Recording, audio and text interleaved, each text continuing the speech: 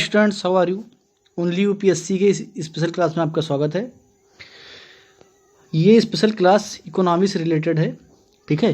तो इसमें हम कर व्यवस्था को समझेंगे। ये इकोनॉमी की स्पेशल क्लास है। हालांकि इकोनॉमी की क्लास जो है हम विस्तृत रूप से शुरू करेंगे जब लॉकडाउन ख़त्म होगा, उसके बाद में जब बोर्ड पर आपको पढ़ाऊँगा। लेकिन यहाँ पर मैं आपको टैक्सेशन जो है पढ़ा रहा हूँ स्पेशल क्लास के रूप में। बहुत महत्वपूर्ण सेक्शन है और ये एक जो है स्टूडेंट को तो जानना ही चाहिए, बाकी सामान्य लोगों को भी इसके बारे में जानना चाहिए, क्योंकि हर इंसान को टैक्स देना होता है, चाहे वो डायरेक्ट फॉर्म में या इनडायरेक्ट फॉर्म में, ठीक है। तो ये पूरा पीडीएफ जैसा कि आप देख रहे हैं कि पूरा जो है नोट्स है मेरे पास टैक्स सिस्टम का। तो इसको हम पढ़ेंगे, कई क्लास में पढ़ लेंगे पूरी बात। और बहुत महत्वपूर्ण चीज़ें इसमें, जिससे सवाल डायरेक्ट परीक्षाओं में आते हैं, ठीक है। तो आइए शुरू कर लेते हैं।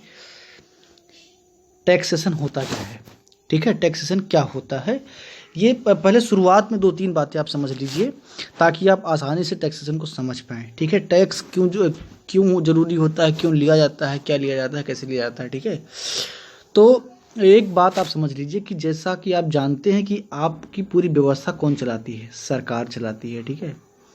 तो सरकार पूरी व्यवस्था चलाती है, उसके लिए ज़रूरत पड़ती है धन की, वित्त की ज़रूरत पड़ती है। और वित्त आता कहाँ से है? आपके द्वारा दिए गए टैक्स से आता है, जिसको कर कहते हैं, ठीक है। ये टैक्स 2 फॉर्म में लिया जाता है, 2 फॉर्म में लिया जाता है। एक तो डायरेक्ट टैक्स होता है और एक इनडायरेक्ट टैक्स होता है, ठीक है। तो 2 फॉर्म में लिया जाता है टैक्स। डायरेक्ट टैक्स उनसे लिया जाता है जिनकी संपत्ति थोड़ी ज़्यादा होती है, मतलब अपेक्षाकृत ज़्यादा होती है या बहुत ज़्यादा होती है। इनडायरेक्ट टैक्स छोटे से लेकर के बड़े आदमी, यानी कि सबको देना होता है, ठीक है। आगे आप समझेंगे कि उसमें कौन कौन सी चीज़ें हैं। तो सरकार कर लेता है और उसके बाद में उस कर का उपयोग करता है योजनाओं को चलाने के लिए, चाहे वो कल्याणकारी योजनाएं हों या कोई निर्माण का योजना हो। मतलब कहीं ना कहीं जितना काम है सरकार करती है, या इंफ्रास्ट्रक्चर की बात हो, हेल्थ का बात हो या एजुकेशन का बात हो, तो पूरा खर्चा सरकार उसी से चलाती है, ठीक है। तो इसीलिए टैक्स जो है जरूरी है, क्योंकि उसी से पूरी व्यवस्था चलती है। तो आइए समझ लेते हैं पूरी बात है क्या, ठीक है। एक राज्य तथा नागरिकों के बीच एक प्रकार का अनौपचारिक अदृश्य अनुबंध होता है। इन दोनों के एक दूसरे पर कुछ जो निश्चित अधिकार होते हैं एवं एक दूसरे के प्रति कुछ जिम्मेदारी भी है। राज्य की जिम्मेदारी है कि वह नागरिकों को संरक्षण एवं आधारभूत सुविधा उपलब्ध करवाए। यह नागरिकों के अधिकार की भी जो है रक्षा करती है। वहीं बदले में नागरिकों से कर प्राप्त करना राज्य का अधिकार है एवं नागरिकों का दायित्व है, ठीक है। तो इसका जो पूरा बात लिखा हुआ, इसका मतलब ये है कि दोनों के जो है एक संबंध है, नागरिक और सरकार के एक संबंध हैं। और इस संबंध को जोड़ता कौन है? ये व्यवस्था जोड़ती है, जिसको आप कर बोलते हैं, ठीक है। एक तरफ आपका सरकार है और एक तरफ नागरिक है। तो सरकार की जिम्मेदारी क्या है कि वो जो है नागरिकों के लिए योजनाएं बनाए, उनके जो मूलभूत चीज़ें उसको उपलब्ध करवाए।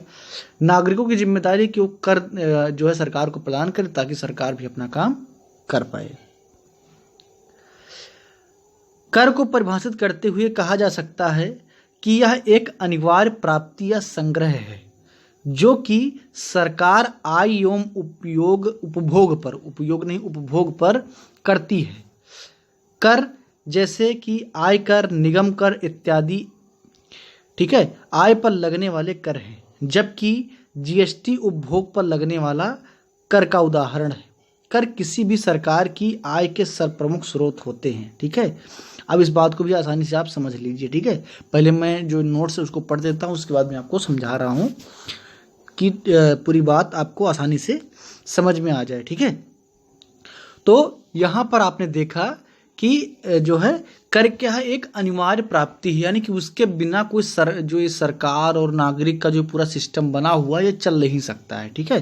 क्योंकि सरकार कोई जो है पैसा खुद से तो जो है वो पैदा नहीं करेगी, पैसा तो कहीं से आएगा। और होता क्या है कि पैसे को चलाना ही होता है, ठीक है। पूरी कर व्यवस्था, उसमें पैसा चलाना ही होता है।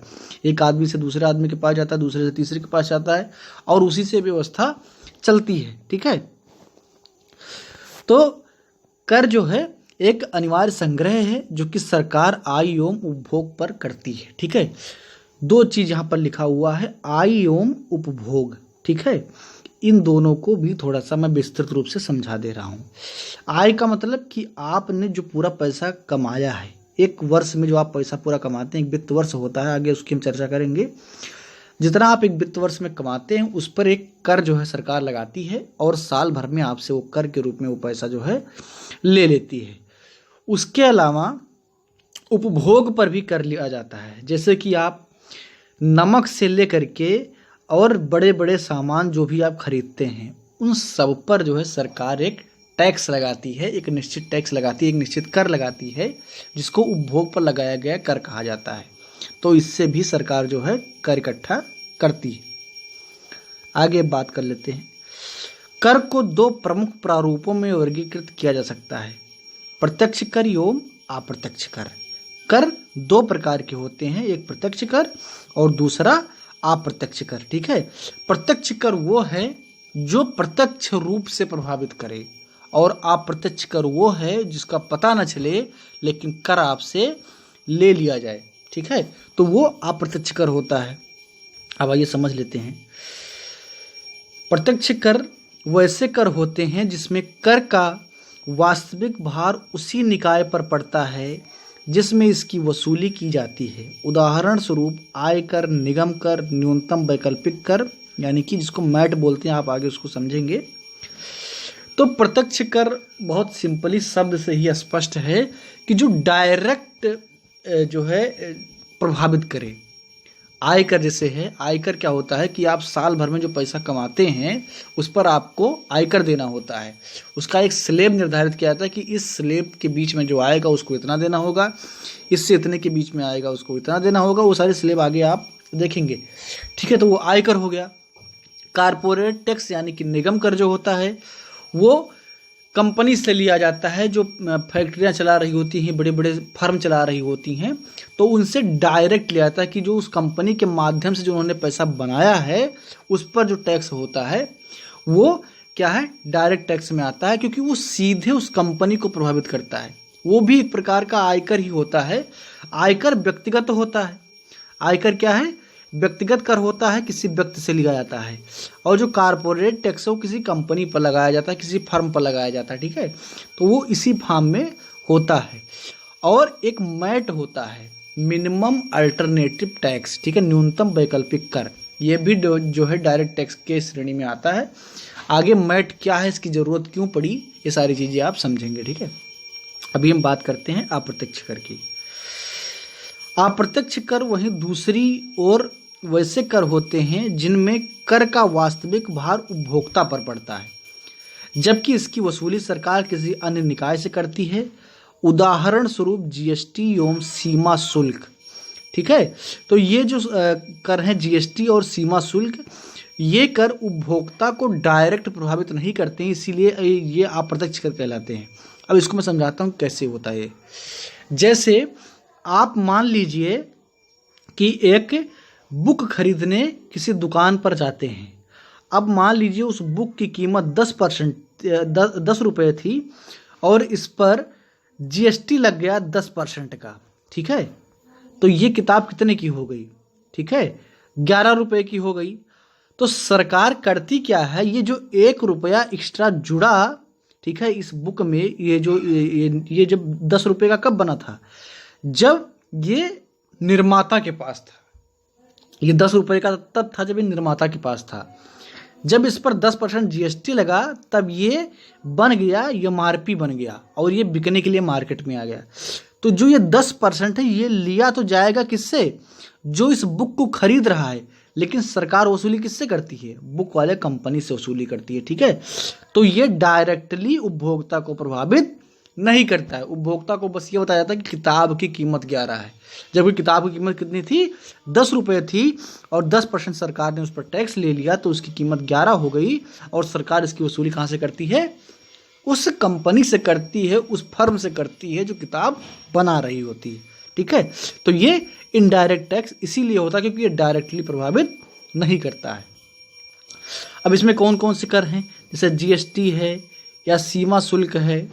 सेवा कर है, सर्विस टैक्स है, उत्पाद शुल्क है यानी कि कस्टम ड्यूटी है, केंद्रीय बिक्री कर है, वैट है, मनोरंजन कर इत्यादि जो हैं ये क्या है, ये इनडायरेक्ट टैक्स है, ये अप्रत्यक्ष कर हैं जो उपभोक्ता को डायरेक्ट प्रभावित नहीं करते हैं। ठीक है, आगे देख लेते हैं।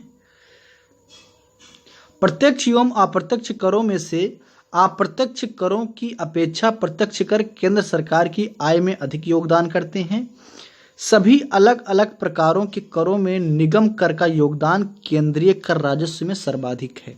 अब ये बन गया आपके लिए फैक्चुअल क्वेश्चन कि भारत सरकार यानी कि जो भारत केंद्र सरकार है उसके जो करों से आय का स्रोत है उसमें सबसे ज़्यादा कर किससे आता है, निगम कर से आता है यानी कि कारपोरेट टैक्स से आता है। ठीक है, निगम कर से आता है। ये सवाल कई बार पीसीएस की परीक्षाओं में पूछा गया है। ठीक है, तो ये जहाँ पर फैक्चुअल बात आएगी आप उसको नोट डाउन करते हुए चलेंगे। ठीक है, चलिए आगे देखते हैं। भारत में विभिन्न करों में से कुछ की प्राप्ति केंद्र सरकार करती है, कुछ की राज्य सरकारें एवं कुछ की या अन्य जो स्थानीय सरकारें होती हैं वो भी करती हैं। यह विभाजन अस्पष्टता परिभाषित है। उदाहरण स्वरूप आयकर, निगम कर, पूंजी लाभ कर यानी जो कैपिटल गेन कर होता है, ये सब आप आगे पढ़ेंगे। सीमा शुल्क, कस्टम ड्यूटी आदि की प्राप्ति का अधिकार केवल केंद्र सरकार के पास है। कृषि आय पर आयकर की उगाही का जिम्मा राज्य सरकारों को दिया गया है, यानी कि जो कृषि से आय उत्पन्न होती है उस पर वसूली का काम किसका है, राज्य सरकार का है। ये जो मैं बता रहा हूँ कि जो है किसके क्षेत्र में आता है ये आप नोट जरूर कर लेंगे। ठीक है, क्योंकि इससे सवाल डायरेक्ट आते हैं, कई बार अच्छी परीक्षाओं में से सवाल आए हैं और हालांकि वन लाइनर जो एग्जाम होती है उसमें तो आते ही हैं। हालांकि भारत के किसी राज्य में कृषि आय पर कर आरोपित नहीं है। ठीक है, ये दोनों बात आप ध्यान में रखेंगे कि कृषि पर जो आय होती है उसको वसूलने का अधिकार राज्यों का है, लेकिन भारत के किसी राज्य में कृषि पर आयकर नहीं वसूला जाता है। ठीक है, तो ये चीज आप ध्यान में रखेंगे।